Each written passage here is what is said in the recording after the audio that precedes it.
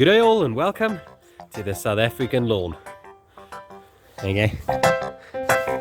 Okay guys, so as you probably all would have noticed just by walking out the door, it is freezing. Just have a look at this.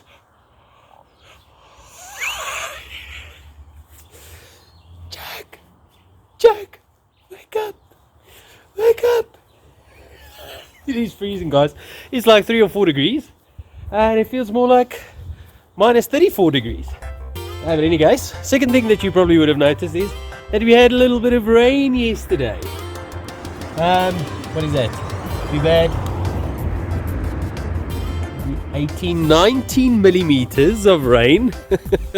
COVID-19 millimeters of rain. What a coincidence. That's actually the second or third time that we had 19 mils of rain. Should actually go and check what that means. Any case, so I just want to talk about the common occurrence of rain during the winter in Johannesburg. And that's not really true, because Joburg is not really known for rain during the winter. That brings us to today's video, and that is, what do you do when it doesn't rain? Because it only rains about 1 or 2 days in the winter, or during the winter, every second or third year. So what do you do when it doesn't rain? So today I don't want to say review, but I want to show you my irrigation setup. Stick around.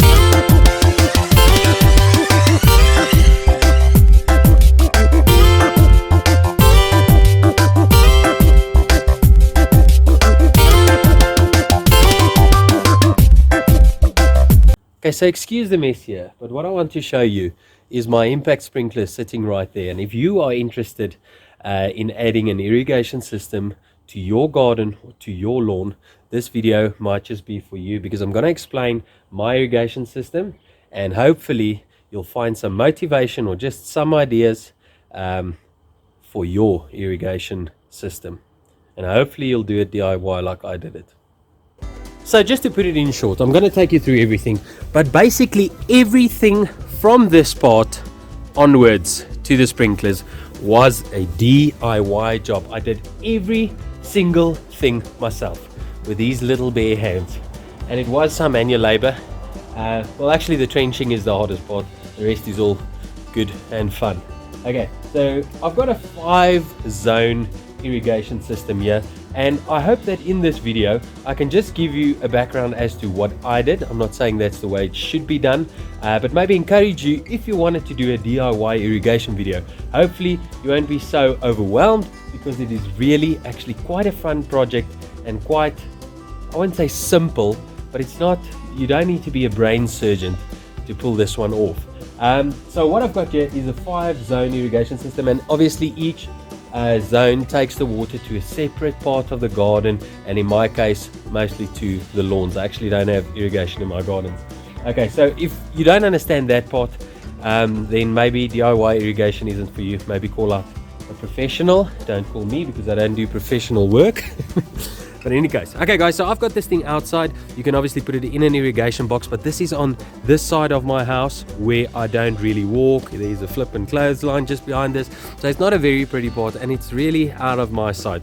So I don't mind it being against the wall, and I like it being up and open, so you can see when there's leaks. You can see when you want to do something. It's easy to open a valve quickly, so I like it being against that wall right there. Okay, I know I'm talking too much. I just want to say, if you want an irrigation system, this is where you will start. Whether you are putting it on a timer or whether you're just going to have a standard valve that shuts like this, boom, boom. This is where you're going to start. You need a manifold where you split the water to your different zones and sprinklers. Okay, if you want a timer, you're going to obviously work with solenoids, and we'll get to the control unit in a secchi. Okay, so the second thing in this system right here, guys, is obviously the connection going to the pipe. And what I've got here is a 20 millimeter LDPE pipe. And as far as I know, that stands for low density polyethylene. If it doesn't, I'm sorry. I don't know what it then stands for. But that's a 20 millimeter thickness pipe. And thickness of pipe is probably where most of the problems start with irrigation issues. So make sure you've got sufficiently thick pipe. Like if you've got a lot of water to transport, then you might want to think about a 20, 25, maybe a 32 millimeter pipe. to take to your sprinklers. Right. Okay, so now quickly I want to talk about the different fittings that you use on your pipe. I've obviously got 20mm pipe, and therefore I am using 20mm fittings. Okay, so I hope that makes sense. And there's two different fittings that I know of that most of the people use in South Africa, and obviously the one is the standard one that presses into the pipe, and then you put the hose clamp over the pipe and tighten it onto that thing. It works out a little bit cheaper. I don't think because of the hose clamps it doesn't save you as much, so that's why I just go for this one. It's a standard press. It presses into the fitting right there, and what I like about it is compared to the other one, I've actually got one of my friends struggling with this issue actually right at this moment. So this pipe presses into the fitting, so as the pipe builds up pressure, it actually tightens into this connection right here. Okay, so it has like a much less chance of slipping out or popping out when the pressure gets too much. Okay, so Smitty, he's my friend who's struggling with it, but he just used one of these. He's constant. I actually think his ball pump is too strong. So he's sitting with a lot of pressure, and that pipe just constantly slips out. He's now got 2 or 3 hose clamps on this. Smitty, just change it to this. I've told you. Listen to me. You fit it with one of these. So these, I'm just kidding, guys. So this works wonderful. I think I've got great success. It does cost about 20 or 30 rand to fit one of these elbows or whatever. So they are a little bit more expensive, but they just work a charm. I've never had an issue with them. Okay, so what we've got right here is an impact sprinkler. I don't want to focus too much on this. This is basically a very easy sprinkler to use. We'll maybe get to that in a second, but I really want to focus on these beasts right here. This is a Hunter Ultra. I've never used one. I've actually tested one the other day. I just hooked up a hose to that. And the one that I've been using for quite some time is this Rainbird one. What is that? 500 plus, 5,000 plus, sorry. Not always too sure. And what I love about these sprinklers are they are so versatile in the amount of water that they put out, how accurate they spray. So I really love this sprinkler. I just want to take you through the settings, and both of these are pretty much similar. This one is a tiny bit bigger, but pretty much the same, exact same size. So both of them you can adjust obviously into which direction you want to spray, and it works really well. Not so difficult to adjust. Then also you can adjust the screw through the nozzle right there, which comes out there, and that like disturbs the spray, so you get a like finer mist or a more direct stream. Then also on this one, which you don't get on this Hunter Ultra, so the Rainbird has a little bit of a win there, is the amount of water that you put out. You can combat that by putting in a smaller nozzle there in the front. So this is I don't know if you'll be able to see that, a 5mm nozzle, and you get nozzles from 1mm, 1.5, 2, 3, 4, 5, 6 and 8mm nozzles. You probably get bigger ones, but I'm not 100% sure, which obviously allows you to pull back on the amount of water that goes through, because the opening is narrower. And also on this Rainbird one right there, there's a setting right there where you can dial it down a little bit.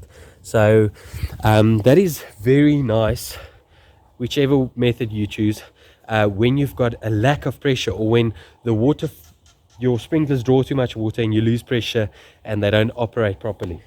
So that's brilliant to combat that issue. Okay, ladies and gentlemen, right here I've got a whole irrigation setup, basically excluding your wires that will run from the solenoids to the system, and excluding the pipe that would run from your solenoids to your sprinklers.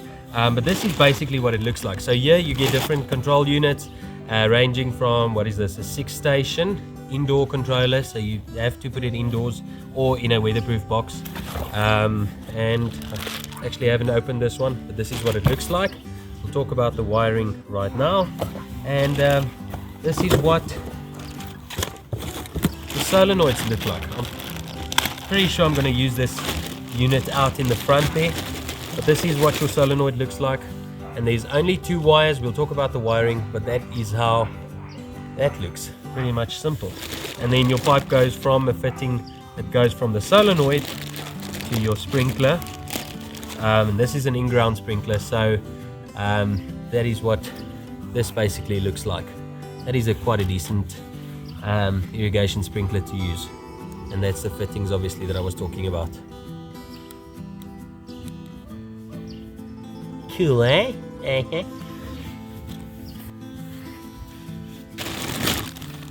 Okay, so right here I've got the solenoids and I've got the system, and I hope I can quickly in a few seconds explain the wiring of this thing. It's really how easy it is. Okay, but it's really how easy it is. So every solenoid comes with 2 wires like that. Okay, these wires, keep in mind, are exactly the same. So you can't really get this wrong way around. They're the same color. It's exactly the same. So basically, as you can see there, you've got sorry, I can't see properly there. You've got C, 1, 2, 3, 4, 5, 6 for your 6 zones. That'll make sense, right? And then 1 wire of each solenoid. So if you're adding 6 solenoids or 6 zones, then 1 wire of each of those solenoids will meet on this C, which I'm pretty sure stands for common wire. So all of the zones, 1 wire will go there, and its other wire will go to its allocated numbers. So your first zone will go there, your second zone will go there, 3, 4, 5, 6. So that is pretty simple, and that is pretty much all there is to it. Obviously there's a shortcut. You can, wherever your manifold is and your solenoids is, you can, like there, put all 6 your wires to 1 wire, join it to 1 wire, and then just pull 1 wire to your C right here. But that's all there is to it. If that doesn't make sense, I'm going to take you to my setup right now, and I'll show you what I've got going on there. Okay, awesome guys, so this is where all the magic happens. I've got a Rainbird ESP-RZ, don't know what that means, but let me take you through my system right here. This is my wiring setup, AC power in, so you can't get that wrong way around. Either wires go anywhere. Sensor bypass for the rain sensor. If you had one, you would connect it up there. All the common wires join up to that one, so one of your wires, and all the other wires go to its allocated numbers right there. Goof proof, guys, very easy. There's the batteries. So when the system gets a power failure, or you get a power failure, it keeps your memory of your irrigating times. Wonderful. Okay, so I'm going to take you through. Mine is off at the moment. I'm just going to take you through all the different stuff here. Here is your auto irrigation setting, and then it goes onto your automatic irrigation for the times that you have preset, like I will show you right here. Then you press the schedule button. Like my zone 1 is on for 6 minutes, 4 times a day. It was when I did the seeding. It's not at the moment running like that. I'm actually doing manual watering at the moment, but check how cool that is. And then you can set it for how many ever days of the week you want to water. So like, let's say I normally go for 1 hour every 3rd day or whatever. And then you've got different presets, 1, 3, 5 of the month, so all the odd numbers. Then you get all the even numbers of the month. Then you get every 2nd day, but you can all set that, so that's not to worry about. So you can literally do any watering schedule that you want. And then you've also got seasonal adjust. Okay, so then you can, if it is cold like right now and you're not using a lot of water, you can minus like 30 or 50% of your watering because there's no evaporation, and vice versa in the middle of the summer. So a 10-minute zone would go for 15 minutes if you put it on plus 50%. Wonderful. And then I use manual watering at the moment, which I just feel so in control. So I love this. And you would just set it to 1 minute, and boom, there she goes. It makes it so easy. You never have to set foot outside. And there she's watering the lawn. They're beautiful. Guys, so I'm using more and more water now because I've got a borehole, obviously. I love the irrigation system. I love setting it up. It's a fun job for me. However, when getting into doing a DIY irrigation job, please make sure that probably one of the biggest traps is the flow rate.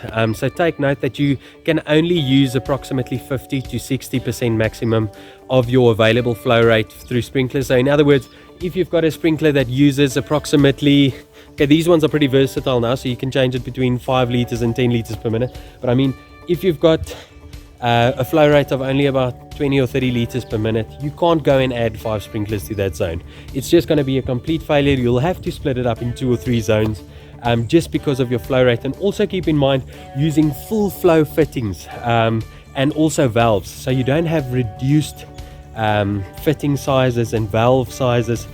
so it restricts water to go through. You really want to keep it as open as possible, and you want to let the water flow as free as possible. That'll really add to your success of your irrigation system. So do planning, do the bucket test, get a bucket out, a 10-liter bucket, see how long it takes to fill that thing, work out how many liters you've got per minute, and then add your zones and your sprinklers according to that. Also take into consideration if your water is flowing like uphill or downhill, that could also make a big difference, all those type of things. I did do quite a lot of tests in my previous irrigation video, terrible video, I know.